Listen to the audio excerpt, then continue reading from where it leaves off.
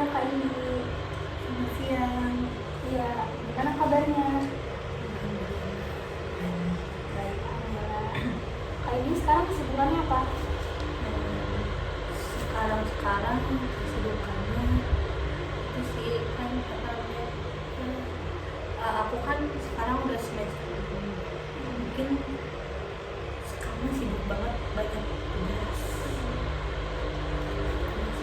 Jadi sibuk tugas aja ya? Tugasnya full gitu. Jadi Kak Indi kesini naik apa? Aku kesini tadi naik motor. Di jalan lancar? Tadi sempat nyasar karena nggak pakai maps tapi ngandelin ya ingat-ingat jalan gitu. Tapi aman lah ya? Aja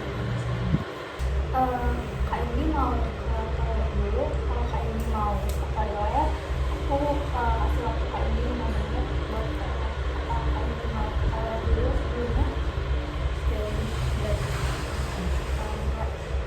Oke, kita sebelumnya udah pernah ketemu ya, udah sempat konseling ya.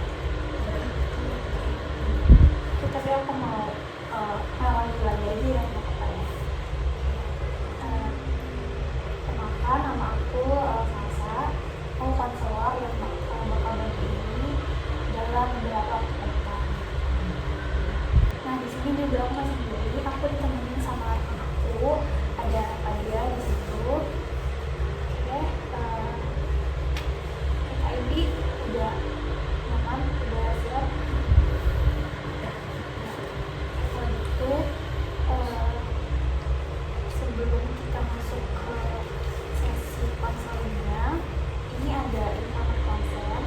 Kak Indi bisa dibaca dulu semuanya sampai selesai. Nanti kalau udah dibaca semua, Kak Indi bisa tanda tangan ya sebagai bentuk persetujuan. bentar ya aku baca dulu.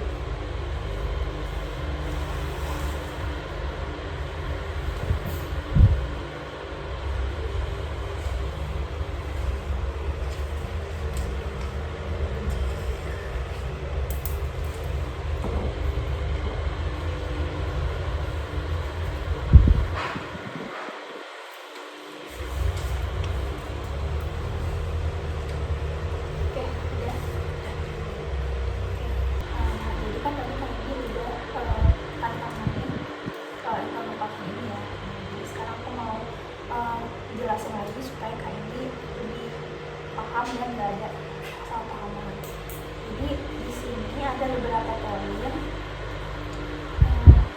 Poin yang pertama, ini maksudnya itu setuju untuk berpartisipasi dalam konseling yang sebelumnya udah dijelaskan pada klien dan klien telah menandatangani format konseling tersebut. Nah, terus di poin yang berikutnya, ini maksudnya klien itu paham bahwa klien menandatangani dan mengembalikan lembar persetujuan, maka lembar persetujuan akan disimpan oleh konselor. Kemudian di poin berikutnya, klien setuju agar setiap informasi yang klien berikan akan dicatat dalam bentuk rekaman suara dan video maupun tertulis oleh konselor untuk membantu proses konseling. Kemudian di poin yang selanjutnya, sesi konseling ini berlangsung dengan durasi kurang lebih selama 30 menit.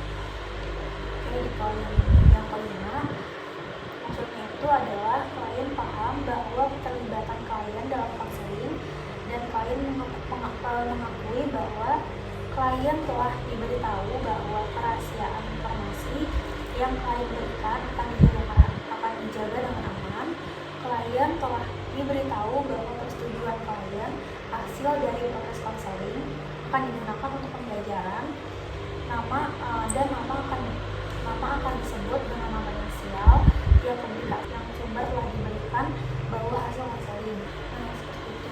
Nah, kira-kira apakah ada yang ingin ditanyakan terlebih dahulu?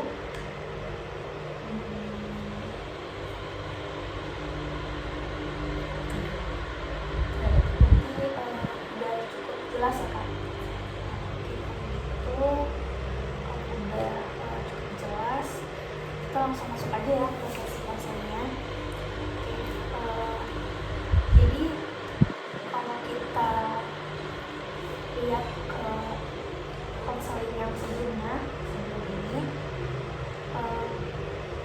sekarang dalam kesimpulan, kalau Kak ini memiliki keluhan insomnia dengan permasalahan aku tingginya. Jadi Kak ini itu memikirkan pandangan orang lain dan juga merasa harus bisa menuruti keinginan semua orang gitu ya. Nah, dari konseling sebelumnya yang udah sempat kita lakukan itu, kira-kira apa yang Kak ini dapatkan atau apakah ada perubahan setelah konseling yang sebelumnya? Sebenarnya sih kan aku udah pernah cerita ya kalau aku tuh insomnia kadang-kadang kalau lagi hektik-hektiknya tugas gitu. Mungkin kan kemarin aku sempat konsul karena emang juga aku ngerasa tidur aku tuh ini tuh udah merugikan gitu. Aku udah kurang jam tidur, terus jam makan juga jadi kayak kita makan tapi tetap badan tuh kurang fit. Terus juga kan yang aku rasain aku bisa ngerjain tugas itu, tapi kadang-kadang itu lebih ke emang kalau udah dikerjain sebenarnya gampang ya, cuma karena aku kebanyakan mikir kayak gimana ya cara ngerjain tugas ini atau gimana ya cara aku tuh ngelesain ini, aku kebayangnya susah banget sih tugas ini. Itu tuh yang bikin kayak aku tuh ngerasa aku nggak bisa tidur nih malam ini sebelum selesai. Tapi padahal malam itu juga aku sudah cuma mikirin doang, udah ngerjain. Jadi aku ngerasa pas emang hektiknya tugas aku susah tidur. Tapi setelah aku udah datang konselor waktu itu, aku juga udah kayak bisa nih, ternyata emang ngerjain bisa. Terus tugas juga udah mulai berangsur, maksudnya kayak aku udah gak masalah nih insomnia ini. Tapi ternyata kejadian lagi kayak sekarang kan emang lagi semester 6, lagi ada PI penata kerja, terus ada mata kuliah tentang konselingnya emang kebanyakan praktek, terus ada tugas tambahan juga, jadi kayak kabur lagi. Itu sih sempat mereda, cuman akhirnya bukan sembuh sih, lebih kayak oh nggak apa-apa nih, udah nggak apa-apa. Tapi sekarang kembali lagi ke waktu-waktu hektik tugas, ternyata kok jadi gini lagi gitu. Jadi dari konseling yang sebelumnya kita udah lakukan itu, setelah konseling itu kayaknya ngerasa kayaknya bisa nih buat melawan overthinking itu ya, yang menjadi penyebab insomnia. Terus kayaknya juga mulai bisa ngatasin supaya hal itu kurang gitu ya, supaya nggak terjadi. Tapi saat ini mungkin karena Kak ini lagi sibuk karena ada tugas, terus ada tadi lagi ada penelitian ilmiah ya, jadi mulai overthinking lagi ya. Jadi intinya udah mulai merasa bisa dan udah mencoba, tapi emang lagi merasa balik lagi kayak gitu. Kalau sekarang nih, apa sih harapan Kak ini untuk konseling saat ini?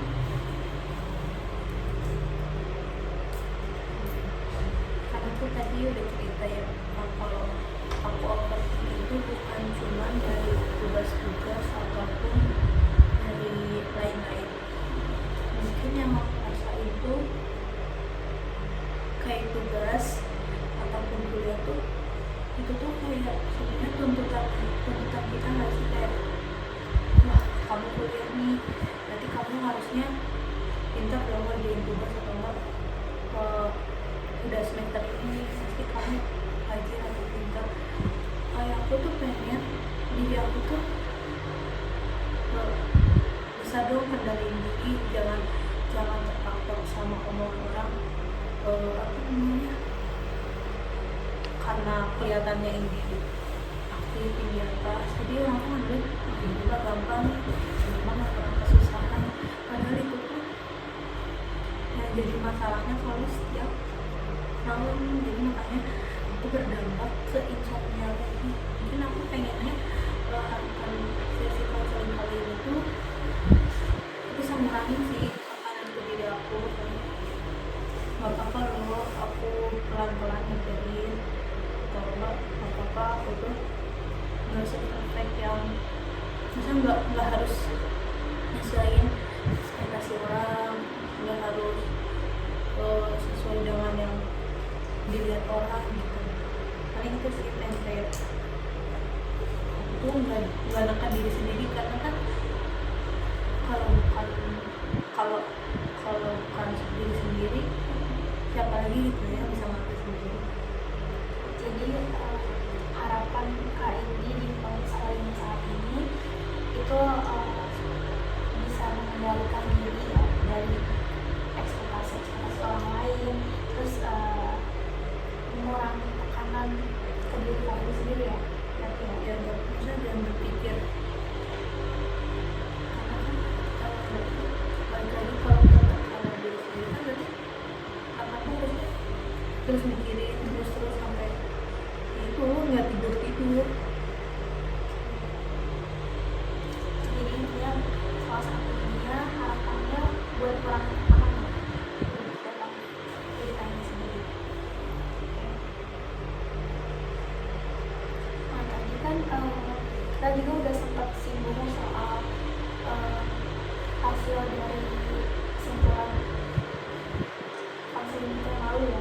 Cuman kan ini permasalahannya ya overthinking ya, keluaran minat sama karena overthinking. Nah itu kan yang jadi penyebabnya itu karena ini itu terlalu memikirkan pandangan orang lain, sama ini merasa pengen bisa buat nyenengin semua orang gitu. Nah, jadi sama salah satunya itu tadi kan tugas-tugas itu ya. Nah berarti di antara kedua itu kita sepakati dulu nih mana yang mau ini selesai dulu nih, mana yang ini ngerasa kayaknya yang lebih berdampak sama overthinkingnya kayak itu yang mana sih? Mungkin itu overthinking kayak misalnya kayak itu nggak harus mikirin orang nanggepin gimana, atau enggak orang tuh ekspektasi ke aku tuh gimana, jadi aku tuh nggak harus memenuhi ekspektasi orang. Misalnya kayak emang aku gangguannya tidur, yang bikin dia tidurnya karena overthinkingnya tuh bukan sepanjang waktu tapi sebelum tidur. Jadi mungkin itu sih kayak gitu saya. Jadi kita sepakati dulu aja lah ya untuk mengatasi atau mengurangi overthinkingnya Kak Indi ini supaya nggak mengganggu insomnia. Kita fokus sama permasalahan Kak Indi itu terlalu memikirkan pandangan orang lain, sama Kak Indi pengen memenuhi apa yang orang lain inginkan. Sekarang yang Kak Indi rasakan untuk apa aja sih terkait dengan Kak Indi suka memikirkan pandangan orang lain terhadap Kak Indi, terus karena Kak Indi pengen selalu bisa menyenangkan semua orang. Nah, hal itu apa sih yang Kak Indi rasain saat ini? Kalau aku rasain paling kayak apa ya, kan mungkin aku juga punya kekurangan yang emang susah ngungkapin apa yang aku rasain.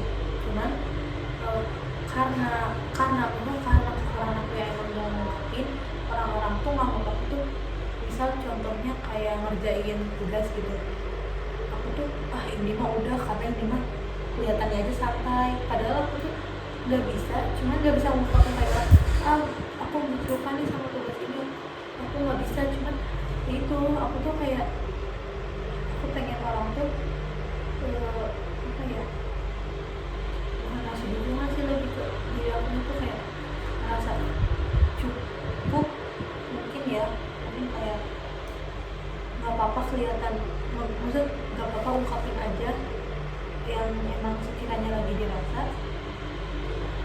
biar aku tuh nggak jadi pikiran diri sendiri. Ini apa sih? Jadi Jadi sekarang yang Kak Indi rasain dengan perasaan yang Kak Indi selama ini merasakan, Kak Indi tuh pengen bisa mengungkapkan perasaan itu dulu ya. Biar nggak jadi overthinking sendiri. Oke, kalau gitu aku mau tanya, kenapa Kak Indi berpikir kalau overthinking itu bisa mempengaruhi insomnia? Karena mau aku rasain, alasan terbesar aku kurang tidur tuh karena hal yang terakhir saat aku lakukan sebelum tidur itu banyak pikir, kayak banyak kecemasan, banyak yang kayak pertimbangan, pertanyaan berulang-ulang tuh terpitannya kayak besok bisa nggak ya masuk ke kampus jam segini, atau besok bakal kesiangan nggak ya, atau enggak pertanyaan-pertanyaan yang besok ngerjain tugas gimana ya, apa bisa. Awalnya kan kayak satu pertanyaan itu bisa aja memakan waktu kayak 10 menit, karena kan kalau pertanyaan pasti butuh jawaban, dan itu tuh jawabannya kadang-kadang nggak nemu, sampai banyak pertanyaan, banyak pencarian, nggak kerasa aja udah sampai tengah malam tiba-tiba. Makanya itu lah, jadi kayak pertanyaan-pertanyaan, pikiran-pikiran yang tiba-tiba ngeluas kemana aja. Tadinya cuma mikirin tugas, tiba-tiba mikirin kayak kok kuliah aku ngerasa berat atau enggak kayak gini. Jadi ya itu sih kayak memakan waktu, bukannya di jam segitu harusnya aku tidur, malah itu masih terjaga gitu, masih matanya masih mulai terus mikirin. Jadi pikiran yang berulang-ulang itu akhirnya malah menguras waktu, termasuk salah satunya ya waktu tidur gini, berujung insomnia. Kan tadi juga Kak Indi sempat bilang kalau mikirnya itu jadi kemana-mana kan, gak cuma ke satu hal aja gitu yang dipikirin kan. Ada nggak sih Kak Indi pengalaman masa lalu yang berkontribusi dalam overthinkingnya Kak Indi? Mungkin kayak waktu nggak harus kecil sih, misal kayak waktu SMP atau waktu yang emang sebenarnya itu tuh belum sadar, kayak misal gini, aku tuh ada ujian tuh emang dipikirin normnya, tapi besoknya tuh ngerjain dan sesuai ekspektasi, oh ternyata emang bener ya gampang, ternyata bener ya bisa. Nah dari situ kayaknya karena ada satu kejadian yang kayak misal contohnya pas UTBK gitu, aku tuh ngerjain soal, karena kebanyakan ekspektasi aku berhasil, sekalinya gagal tuh kayak waktu gagal ya kayak nyari-nyari penyebab kenapa aku gagal gitu. Kan misal ekspektasi aku sama orang lain udah sama nih, kayak ini mah ternyata semalam belajar cuma segitu tapi hasilnya tetap bagus. Kan ekspektasi orang gitu karena emang ada bukti nyatanya. Tapi setelah aku ada di tahap yang pernah gagal, terus orang tuh kayak kok bisa kamu gagal, kamu kan nilainya bagus, kayak kamu kan jadi ngerasa oh iya kok aku gagal ya. Terus kayak orang tuh berharap aku bisa gitu, kayak ya kenapa gitu aku gagal. Jadi dari situ mungkin setiap sebelum ngelakuin aku tuh malamnya tuh kayak mikirin dulu, orang tuh udah mikir gini karena kan sikap aku yang udah bikin berhasil. Tapi itu cuma apa namanya, kayak kejadian aja, kadang-kadang belum tentu kejadian itu sesuai ekspektasi semua. Jadi masa lalu yang berkontribusi sama overthinkingnya Kak Indi ini karena memikirkan hal terus-terusan, salah satunya tuh kayak memikirkan kegagalan gitu ya, ditambah juga pemikiran orang lain terhadap Kak Indi. Kayak orang lain mungkin udah punya ekspektasi yang tinggi, orang lain menaruh ekspektasi yang tinggi ke Kak Indi, jadi itu yang jadi beban pikiran juga buat Kak Indi. Karena Kak Indi dulu sempat bilang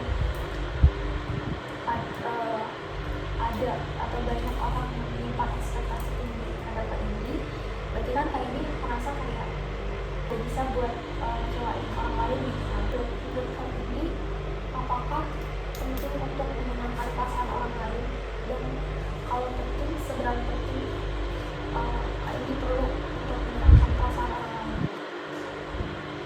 Kayaknya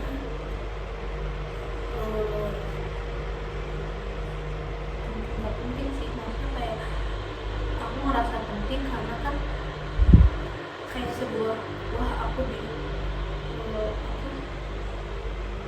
Diharapkan. iya aku diharapkan gitu. Terus kalau gak pentingnya sebenarnya itu jadi beban ke aku sendiri. Tapi kalau Kak Indri sendiri susah nggak sih untuk bilang tidak ke orang lain? Untuk sekarang sih sebenarnya kayaknya aku udah keluar dari zona yang bisa. Jadi kayak dulu emang pernah ada di fase yang gak enak nih, misalnya kayak orang tuh udah berharap, tapi kalau sekarang kadang-kadang bisa aku udah lebih aku lebih penting nih, jadi aku udah bisa nolak.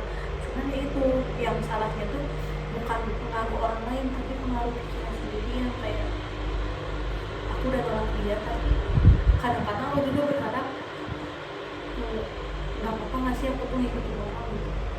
Jadi sebenarnya Kak Indri bisa buat nolak karena Kak Indri udah mulai sadar ya, kayak Kak Indri udah mulai mengesampingkan kepentingan orang lain lah gitu ya. Mungkin kayak karena itu bukan kewajiban Kak Indri untuk bikin dia senang gitu kan. Kak Indri pernah nggak sih sempat pemikiran negatif atau pemikiran yang nggak sehat gitu? Kayak misalkan Kak Indri tuh takut nih kalau ada stigma negatif dari orang pada diri Kak Indri, atau Kak Indri merasa khawatir kalau nggak bisa nemuin orang ini, misalnya kayak kayaknya gue gagal deh karena gue nggak bisa nemuin orang-orang. Misalnya pemikiran gitu, ada nggak sih pemikiran gitu? Kalau sekarang sih kayak sebenarnya aku tuh lebih ke kalau overthinking itu biasanya orang-orang sekitar yang emang dekat sama aku. Jadi kayak aku tuh pengen memenuhi ekspektasi orang-orang terhadap aku. Kalau orang luar kayak gimana, aku udah mulai cuek. Berarti tinggal kayak perasaan kayak harus menyenangkan orang-orang lain gitu, orang-orang lain. Kayak hal-hal tadi itu kayak misalnya merasa gagal ketika Kak Indri nggak bisa membuat orang-orang sekitar Kak Indri bahagia, itu tuh bisa disebut sebagai distorsi negatif. Distorsi negatif ini bisa diatasi dengan lewat jurnal, terus lewat mindfulness, sama teknik relaksasi. Nah, jadi kalau misalkan lewat jurnal, Kak Indri tuh bisa nulis pikiran yang membantu Kak Indri itu bisa mengidentifikasi distorsi negatif gitu. Terus lewat mindfulness juga bisa. Jadi Kak Indri itu berlatih buat fokus dan menerima pemikiran-pemikiran saat ini tanpa penilaian gitu. Terus bisa juga dengan teknik relaksasi, jadi kayak meditasi atau kayak yoga kayak gitu. Pokoknya sebisa mungkin Kak Indri udah pemikiran-pemikiran yang negatif itu jadi positif. Karena kan kita nggak bisa kontrol pemikiran orang lain terhadap kita kan, dan bukan kewajiban kita juga buat selalu bisa menyenangkan semua orang gitu. Jadi harapannya Kak Indri bisa lebih rasional dalam memikirkan sesuatu yang bisa membuat Kak Indri ngerasa nyaman, tenang, dan overthinking yang Kak Indri alami juga tidak berpengaruh ke gangguan insomnia yang Kak Indri alami. Kira-kira harapan kamu yang tadi di awal kita bicarakan, kira-kira ekspektasi atau harapan kamu apakah udah terjawab? Mungkin kan tadi aku punya harapan respon lain itu aku udah ke solusi gimana cara menggalakkan diri sendiri bahwa aku tuh nggak harus sesuai ekspektasi orang. Mungkin aku bisa mulai dari tadi kayak udah sih, udah kayak bisa nih aku jurnal, aku udah bayangin tadi kasal sama misalnya kayak mungkin aku lebih fokusin kayak jauh ini tuh aku ngerjain tugas, tapi kalau nggak sanggup bisa hari esok, bisa hari esok lebih fit nih, lebih kondusif gitu. Terus kalau tentang mindfulness kan kalau aku tuh fokus ke suatu, mungkin aku lebih berpikir lagi kayak malam nih jamnya tidur, maksudnya kayak aku tuh nggak harus nguburin ekspektasi orang besok perfect nih, jadi malamnya aku tidur badan aku fit, besok gimana besok. Terus kalau tentang meditasi atau teknik relaksasi, mungkin aku coba kayak kalau buat aku tuh dipikir dulu dengan tenang, terus mengajakkan dengan pelan-pelan, bisa nanti coba. Oke, kalau kayak gitu berarti Kak ini udah mulai paham ya, udah nangkep apa yang bisa akan dilakukan, salah satu bikin jurnal, mindfulness, sama bisa juga dengan teknik relaksasi. Kalau gitu aku simpulin dulu dari konsep kita hari ini. Jadi hari ini itu kan awalnya meskipun udah bisa mulai mengatasi yang menjadi penyebab insomnia ini, tapi kan Kak ini tadi sempat merasa kalau lagi hektik mulai overthinking lagi gitu ya. Nah, ketika Kak ini mulai merasa overthinking lagi, itu Kak ini bisa melakukan mindfulness supaya Kak ini bisa lebih fokus sama apa yang mau Kak ini kerjain. Jadi nggak usah terlalu memikirkan hal-hal lain di luar itu. Nah, ini juga bisa lakukan teknik relaksasi, mungkin meditasi atau yoga. Meditasi juga itu bagus kan buat ini lebih bisa melihat arah pemikiran dari diri ini gitu, supaya intensitas overthinking itu udah mulai berkurang lah gitu.